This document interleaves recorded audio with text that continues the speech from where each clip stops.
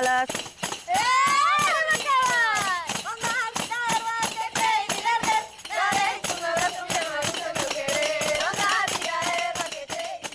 No rural pódese facer todo o que un queira.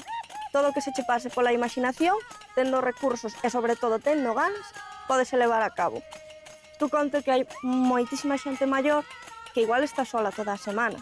E hai moitísimos nenos que igual tampouco teñen contacto con xente maior. Entón, darlles unha oportunidade a ambos de coñecer distintas xeracións, de saber como interactuar e de romper esa fenda xeracional que hai, porque é como un pouco tabú, non? As nenas disfrutan cas maiores e as maiores disfrutan cas nenas. Entón, para min é super enriquecedor poder mesturalos a todas nunha aula e facer que vai adiante, porque ademais aprenden e divírtense.